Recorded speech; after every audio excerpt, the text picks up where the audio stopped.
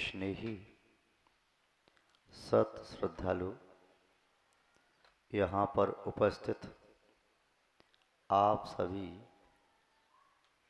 भव्य वर पुंडरीक पुण्यात्मा महानुभाव, आज पर्वराज पर्युषण का उपांत दिन है। अंतिम दिन के समीप में जो होता है उसे उपांत दिन कहते हैं। धर्म के हम क्रमशः एक एक लक्षण की व्याख्या चर्चा सुन रहे हैं और धर्म हमारे जीवन में प्रकट हो, इसके लिए पुरुषार्थरत भी हैं। विन जानेते दोष गुणन को कैसे तजिए गई। इसलिए धर्म के लक्षणों को जानना परम आवश्यक है। 8 लक्षण जाने, आज 9वें लक्षण के संबंध में चर्चा करें। यूं कहें अब तो धर्म का ये निचोड़ है, अत्यंत महत्वपूर्ण लक्षण है। धर्म का लक्षण कहो या आत्मा का लक्षण कहो, क्योंकि धर्म आत्मा का स्वभाव है। स्वभाव धर्म है और धर्म स्वभाव है। एक दूसरे को कोई भी नाम दे सकते हैं। जब आत्मा अपने स्वभाव में लीन है तब समझो धर्म में लीन है, जब धर्म में लीन है तब समझो स्वभाव में लीन है। आज 9वें दिन की चर्चा करना सार्थक हो सकता है, क्योंकि इसके पहले की 8 सीढ़ियां हम चढ़ चुके हैं। 8 सीढ़ियों की उपेक्षा करके कोई 9वीं सीढ़ी पे पैर नहीं रख सकता। यदि किसी व्यक्ति को 9वीं मंजिल बनानी है तो पहले नीचे से 8 मंजिल बनाना जरूरी होता है। हमने 8 सोपान देखे, उत्तम क्षमा, उत्तम मार्दव, उत्तम आर्जव, उत्तम शौच, उत्तम सत्य, उत्तम संयम, उत्तम तप और उत्तम त्याग। उत्तम आकिंचन धर्म की चर्चा करें। उत्तम का अर्थ होता है श्रेष्ठ, धर्म का अर्थ होता है स्वभाव। आकिंचन शब्द का अर्थ है न किंचित विद्यतेति आकिंचन। मेरी आत्मा में आत्मा के अतिरिक्त एक परमाणु मात्र भी मेरा नहीं है। इस बात को एक दृढ़ीभूत करने के लिए निरंतर चिंतन करते रहना। चिंतन करते करते उस अकिंचन स्वरूप आत्मा का अनुभव करना, उसे कहते हैं आकिंचन्य धर्म। वैदिक परंपरा में एक व्रत आता है जिसका नाम है दरिद्र व्रत। उन ग्रंथों में उल्लेख है, बड़े बड़े राजा महाराजा भी इस दरिद्र व्रत को स्वीकार करते हैं। अपने राज्य वैभव का परित्याग करके वन में वास करते हैं, तापसी जैसा वेश धारण करते हैं और सब कुछ त्याग करते हैं। उनकी यहाँ परंपरा है दरिद्र व्रत महीने, 2 महीने, 4 महीने, 6 महीने, वर्ष आदि के भी लिया जा सकता है और यावत जीवन के लिए भी। वे दरिद्र व्रत को स्वीकार करके परमात्मा से अपना संबंध स्थापित करते हैं। वैदिक परंपरा कहती है जब तक दरिद्र व्रत स्वीकार नहीं किया जाता तब तक परमात्मा से संबंध स्थापित करने का कोई दूसरा तरीका नहीं। इसलिए परमात्मा का अनुभव करने के लिए राजा महाराजाओं के मन में भी ये भाव आता है, तो वे भी कुछ समय के लिए दरिद्र व्रत को स्वीकार करते हैं और एक निरीह सन्यासी की तरह से अयाचक वृत्ति धारण करते हुए किसी भी वस्तु के स्वामी न बनकर देह मात्र परिग्रह के स्वामी होकर उसमें भी अनासक्त भाव रखते हुए वे परमात्मा से संबंध स्थापित करते हैं। उनका कहना है यह सरल और सुगम उपाय है, इसका जो व्यक्ति इसका बहिष्कार करते हैं, इसकी उपेक्षा करते हैं, वे व्यक्ति मानो अपनी आत्मा की उपेक्षा और बहिष्कार करते हैं। जिन शासन में आकिंचन धर्म को कहा, जब जीवन में त्याग की बात चली तो श्रावकों ने 4 प्रकार के दान की बात को स्वीकार किया और दान दिया। उनके पास जो कुछ वायु परिग्रह था उसका त्याग करने का भाव बनाया। ये त्याग प्रवृत्ति निस्संदेह प्रकृति की ओर ले जाने वाली है, किंतु इसे और आगे बढ़कर के आकिंचन स्वरूप को समझा जा सकता है। बिना त्याग किए आकिंचन धर्म समझ में नहीं आता। आकिंचन धर्म का आशय है अंतरंग के मल का परित्याग करना। त्याग शब्द का आशय है वैरंग के मल का त्याग करना। और कल आपने देखा था त्याग और दान में अंतर। दान विवेक पूर्वक दिया जाता है, भक्ति पूर्वक दिया जाता है, नवदा भक्ति से दिया जाता है। दान देते समय स्व और पर के उपकार का भाव प्रमुख होता है। त्याग के समय भावना होती है, ये वस्तु जो आज मेरे पास है इसके प्रति मेरी मूर्छा होने से, आसक्ति होने से, ममत्व भाव होने से यह वस्तु मेरे लिए घातक है, इसलिए इस वस्तु का मैं त्याग करता हूं। त्याग करने के उपरांत जो अंतरंग में आनंद की अनुभूति होती है, वही अनुभूति उसे आकिंचन धर्म के लिए प्रेरक निमित्त बन जाती है। जैसे नारियल का बाहर का छिलका तोड़े बिना उस गोले को छीला नहीं जा सकता। बादाम का ऊपर का बक्कल तोड़े बिना बादाम के ऊपर लगा हुए पीला सा छिलका, कत्थई कलर का छिलका अलग नहीं किया जा सकता। मूंगफली का छिलका ऊपर का तोड़े बिना उसके लाल झिल्ली अलग नहीं की जा सकती।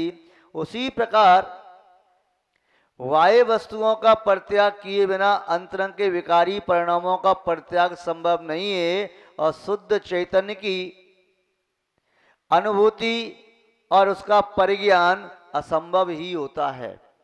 इसलिए आकिंचन धर्म को स्वीकार करने के लिए आचार्यों ने बड़ी प्रेरणा दी। आचार्यों ने कहा, संग में यानी परिग्रह के साथ में रहते हुए कोई भी व्यक्ति शुद्ध आत्मा की अनुभूति नहीं कर सकता।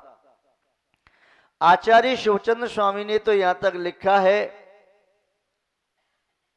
आकाश में फूल खिल सकता है, गधे के सींग हो सकते हैं, वांझ स्त्री से पुत्र उत्पत्ति हो सकती है, बालू में से पेल करके तेल निकाला जा सकता है, जल मंथन से घी की प्राप्ति हो सकती है, किंतु परिग्रह में आसक्त व्यक्ति को कभी आत्मा की अनुभूति नहीं हो सकती। ख पुष्प मथवा संगम खरस्यापि प्रतीत्यते न पुनर्देश कालोपि ध्यान सिद्धि ग्रासमे। महानुभाव, किसी देश में, किसी काल में, किसी अपेक्षा से गधा के सिंह सिद्ध कर दो। ये जो आज गधा है कल पहले भैंसा था, तब सिंह थे, पूर्व की अपेक्षा से कह दो। ये आगे ये बकरा बनेगा तो इसके सिंह होंगे, तो सिद्ध कर सकते हो।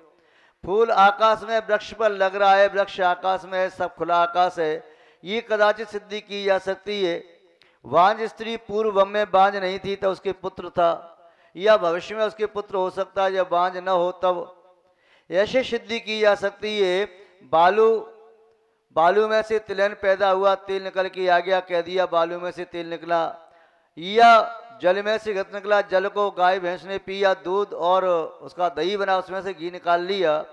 किसी अपेक्षा से सिद्ध आप कर भी सकते हो, किंतु आचार्य महोदय कह रही हैं ग्रस्त अवस्था में रह करके आत्मा का अनुभव नहीं हो सकता।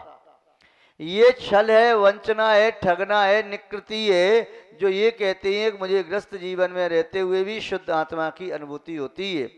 आचार्य महोदय ने कहा, शुद्ध आत्मा की अनुभूति का तो तब होती है जब उत्तम ब्रह्मचर्य धर्म तक पहुंच जाती हैं। उसके पहले 9 सीढ़ियां पार करके आओ।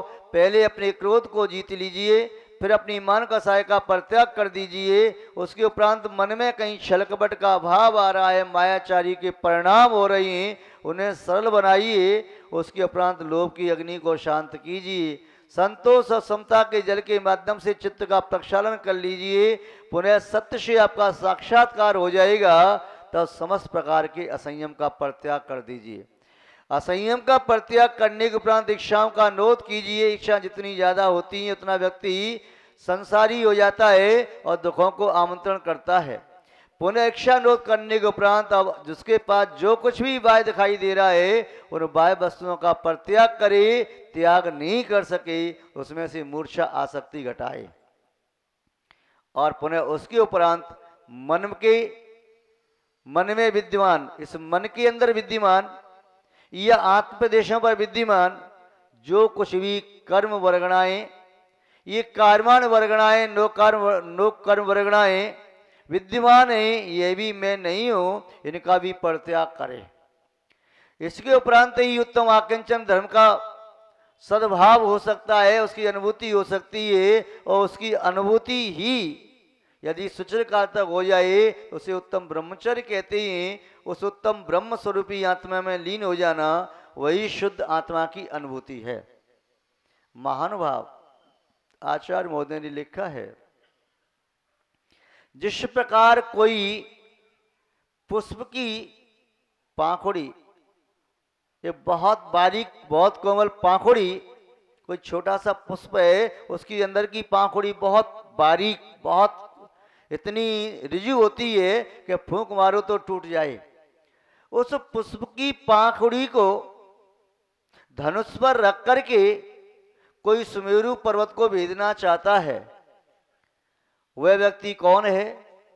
जो पुष्प की पाखुड़ी से सुमेरु पर्वत को भेजना चाहता है वह व्यक्ति ये परिग्रह में आसक्त होकर के अपनी आत्मा का अनुभव करना चाहता है। जो ग्रस्त जीवन में रह करके अपनी आत्मा का अनुभव करना चाहता है, ध्यान करना चाहता है, वह मानो पुष्प की पाखुड़ी का तीर बना करके सुमेरु पर्वत को छेदना चाहता है, किंतु यह असंभव है। महानुभाव परिग्रह के साथ रहता हुआ कोई भी व्यक्ति निराकुल और निरामय नहीं हो सकता। उसकी चेष्टाएं जितनी भी होती हैं उस व्यक्ति की चेष्टाएं व्याकुलता से युक्त ही होती हैं। वह व्यक्ति निस्संदेह संकलिष्टता से युक्त ही होता है, क्योंकि वह परिग्रह उसकी आत्मा में ग्रहण की तरह से है। आज आपका विषय देखा, घुन कहूं या ग्रहण। ये जो परिग्रह है, जैसे ग्रहण सूर्य और चंद्रमा को लगता है, उसके प्रभाव से, ग्रहण के प्रभाव से वे अत्यंत प्रकाश पुंज हैं, किंतु वे मंद पड़ जाते हैं। ग्रहण लग जाने से सूर्य और चंद्रमा की कांति फीकी पड़ जाती है। महानुभाव अनाज कितना भी अच्छा हो, उसके अंदर घुन लग जाए तो ऊपर से तो अच्छा दिखाई देता, अंदर से खोखला कर देता है। ऐसे ही ये परिग्रह है, ये संग बाहर से तो आपको लगता है ये सुख का कारण है, किंतु अंतरंग से आत्मा को खोखला कर रहा है, आत्मा की जड़ों को काटता चला जा रहा है। ये परिग्रह ही ऐसा है जो सभी ग्रहों को आपके पास बुला करके भयंकर पीड़ा दे सकता है।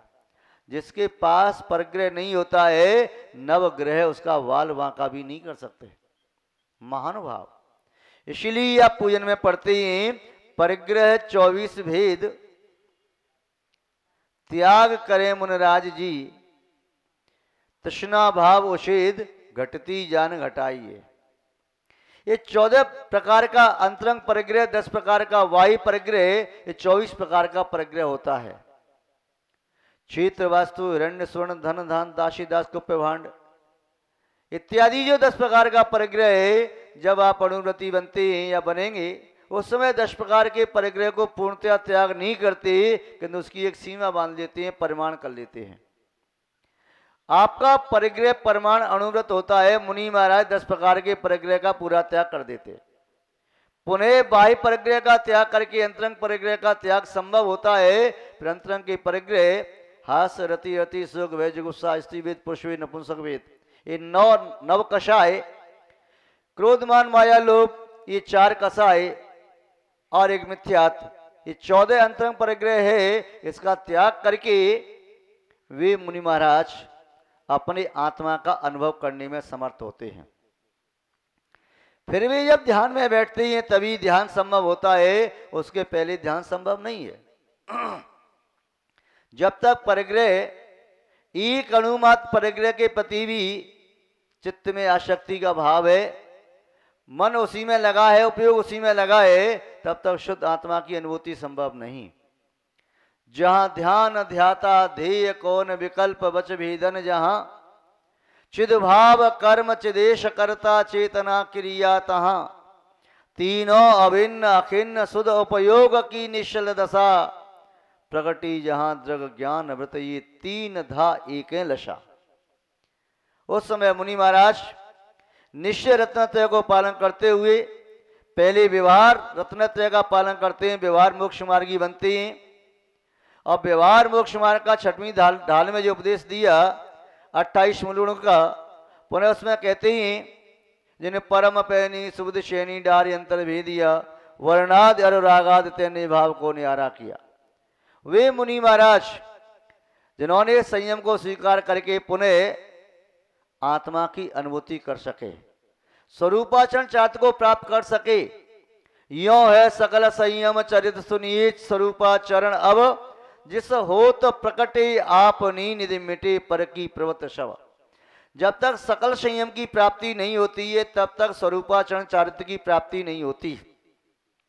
कोई भ्रमित न हो जाए, वर्तमान काल में कुछ एकांतवादी विद्वान ऐसा प्ररूपण करते रहते हैं कि स्वरूपाचरण चार्थ की प्राप्ति चौथे गुणस्थान में हो जाती है, और कोई कोई तो हद पार करके इतना तक कह देते हैं कि स्वरूपाचरण चार्थ की प्राप्ति के बिना तो सम्यक तो ही पैदा नहीं होता। तो वे सिद्ध करना चाहते हैं स्वरूपाचरण चार्थ मिथ्यात्व में भी होता है। कोई कहता है स्वरूपाचरण चार्थ चौथे गुणस्थान में होता है, वे सिद्ध करना चाहते हैं नरक और स्वर्ग से भी मोक्ष होता है, पशु पर्याय से भी मोक्ष होता है। कहीं से मोक्ष हो सकता है? क्यों नरक और स्वर्ग में भी चौथा गुणस्थान होता है। किंतु जिन शासन कहता है कि मोक्ष की प्राप्ति चौथे गुणस्थान से नहीं 14वें गुणस्थान से होती है, इसलिए स्वरूपाचरण चारित्र चौथे गुणस्थान में नहीं 7वें गुणस्थान से लेकर के 14वें गुणस्थान तक होता है। महानुभाव, फिर जब वे अपनी आत्मा में लीन होते हैं तो कैसा अनुभव आता है? विद्वत दौलतराम जी ने पुनः लिखा, यूं चिंत निज में थिर वही तिन अकथ सो आनंद लयो, तिन अकथ जो आनंद लयो सो इंद्र नाग नरेंद्र व अहम इंद्र के नाही के हो। महानुभाव, जिस समय मुनि महाराज शुद्धोपयोग में लीन है, आत्मा का चिंतन करते करते वे चिंतन से रहित निर्विकल्प अवस्था को प्राप्त हो गए, उस समय जिस आनंद की अनुभूति हो रही है वह आनंद इंद्र नागेंद्र धड़ेंद्र नरेंद्र अहमिंद्र किसी के भी संभव नहीं है, क्योंकि इन सभी जीवों के जो आनंद आता है वह पुद्गल का आनंद है, उसे पुद्गलानंद कह सकते हैं।